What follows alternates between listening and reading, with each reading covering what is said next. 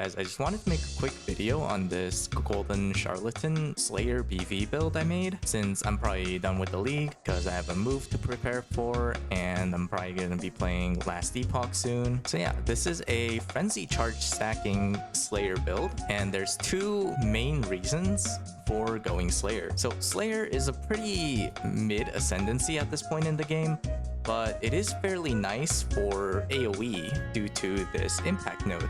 You get 50% increased AoE from this node, you get overleech and reduced damage taken, and you get stun immunity while you're leeching, which with overleech is all the time. But the most important part is this node here, where it says your maximum endurance charges is equal to your maximum frenzy charges. This basically lets you stack max frenzy charges to get an equal amount of endurance charges, and right now for me that's 10, with the resonating shrine that becomes 11. And this is important because the BV Charlatan build benefits a lot from scaling your explosion radius from Oriot's End, the body armor, and from the unspeakable gifts, as well as generic sources of increased damage and more damage to scale the explosion damage. This lets you pretty much off-screen rare monsters, even from like white monster explosions, since Diamond Shrine lets your explosions always crit, and since they have a lot of sources of increased damage and more damage and penetration from converting them into chaos, it ends up making them do a lot of damage. So let's go over the gear. Of course, we're using the Golden Charlatan. If you have a lot of money, you can also buy a Golden Charlatan with either a volatile Vol Orb to have 35 or more shrine buff duration, or you can get one that's been corrupted to get the implicit modifier of increased AoE. For the helmet, we're just using a overrolled goal to have 92% increased effective shrine buffs. Since we're getting all the shrines in the game, this is very good value. For the amulet, I'm using a focused amulet with +4 all and global crit multi. This is just to have better damage before you have your shrine buffs. Right now, with all my shrine buffs up, I have around 1 billion DPS, so it doesn't really matter whether you have this or not. You can also use a Defiance of Destiny here because that pairs very well with your Progenesis to make you nearly immortal. I'm using a Frenzy Charge ring. This is a pretty expensive ring. I bought mine for around 350 divs. They might have gone up since it's a very valued ring for Frenzy Charge stackers like Flicker Strike and other builds, but since we are Frenzy Charge and endurance stacking with Masterful Form, we do want a Frenzy Charge ring. But yeah, on this we're just crafting res to res cap and getting more life. We get the generic increased damage here to scale all of our damage. For the body armor, we're using this mirrored piece from the Echo shop. I'll have a link down below for the Echo mirror shop. This was around 120 div fee when I mirrored it, which is pretty good considering it is very well defined and it has all the mods we want. The essence mod for AoE, T1 suppress, elevated endurance charge, elevated explode, and good defenses. The defenses are actually pretty important since evasion is our main physical damage reduction source, and it still lets you survive decently well even without Defiance of Destiny. For our gloves, we're using the Hands of the High Templar, so these gloves are fairly insane for min-maxing due to the fact that for this build we benefit a lot from the glove corruption for curse on hit as well as frenzy charge, so that pairs a lot with the glove corrupted implicit tech for raising your raised Spectre gem level with the +1 to socketed gems and the +2 to socketed minion gems, because the +1 to socketed gems applies to your empower as well to get another +1 level there. So that ends up giving you +4 to your raised Spectre gem level, which raises their maximum HP up by quite a lot, and the +1 gem +2 minion gem combo also applies to your companionship to give you +3 gem levels there for 15% more maximum life for your Spectre. Of course, these gloves won't be very replicable, so you can get just the Hands of the High Templar with +1 +2. You can also get any other unique gloves with +1 +2, or just use a rare glove with +2 minion, or use one with damage to chilled enemies, which is also fine. So there's that. We're of course using the Headhunter since this is a purely mapping build. We're using a Fugitive Boots with elevated Tailwind and elevated Onslaught, so we can move fast while we're mapping. We also have Elusive on hit. This doesn't have to be elevated. I just found a pair with two influence mods on the prefixes, so I gambled a Dominance Orb with suffixes cannot be changed Dominance Orb, and I hit, so I just kept it. Yeah, for the Flask, we're obviously using the Riot's End. For Genesis, since we are life-based, the Cinder Swallow Urn. This is a very nice flask when you can get it with the 2 Ignite mods.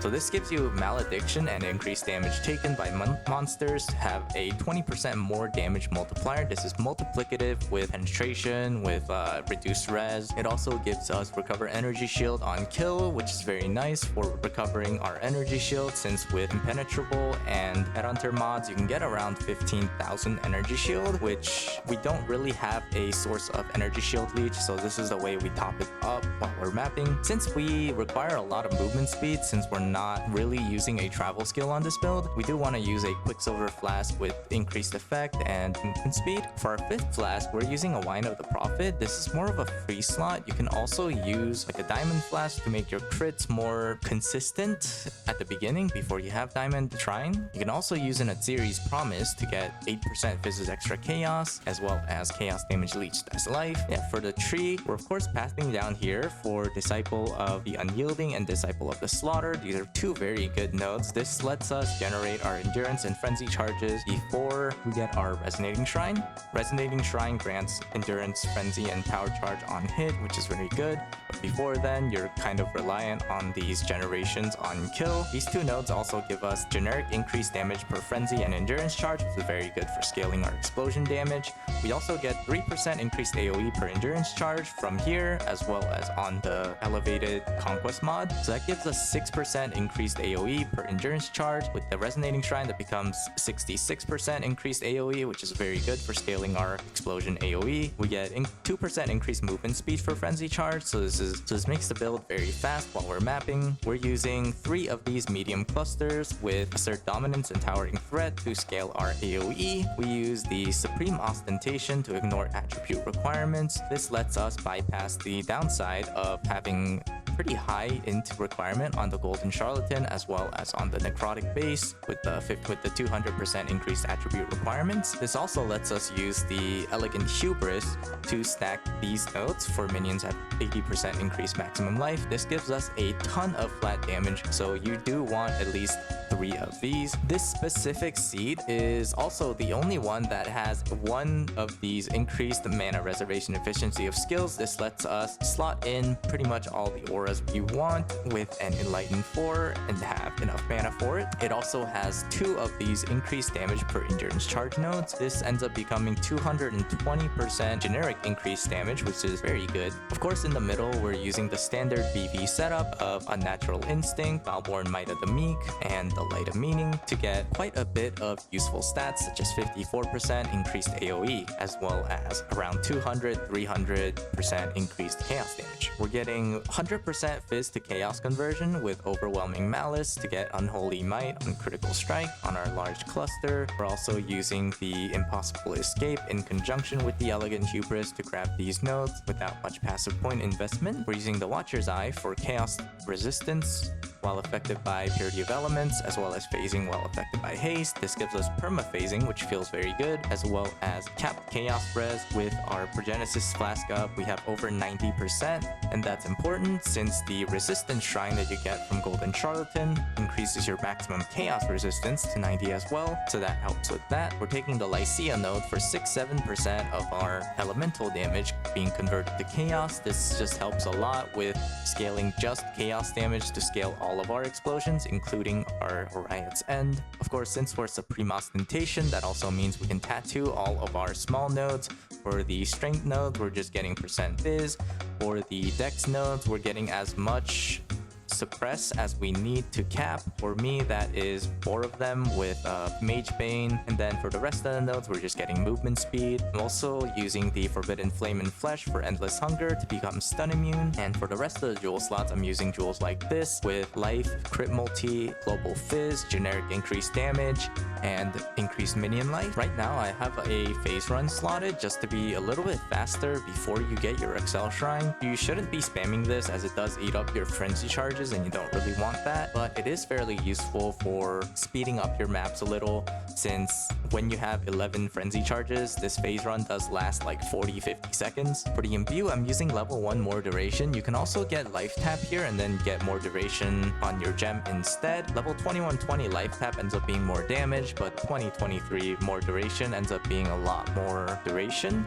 Right now I have 9.44 seconds. Level 20 more duration raises this up to 10.89 seconds. So if you prefer to be a little bit more comfortable with casting your BV, then you can also use that. Right now I'm using controlled destruction. This is more of a test, since this does reduce your crit down to 4% before you have Diamond Shrine on your BV, which makes it so you very rarely get Unholy Might. So you might not like that. You can also use like increased AoE, you can use Void Manipulation, you can kind of use like just anything you really feel like using here. But for me, since I have the Focused Amulet and I have a lot of damage already, this felt fine, so I ended up keeping it. So yeah, you also have the option of going Bane of Legends and Headsman, but I felt that these were fairly weak nodes in comparison, since full stun immunity does end up being very helpful against mobs that shotgun, and it also lets you take the Lunaris Pantheon to get a lot of movement speed, physical damage reduction, and reduced elemental damage taken,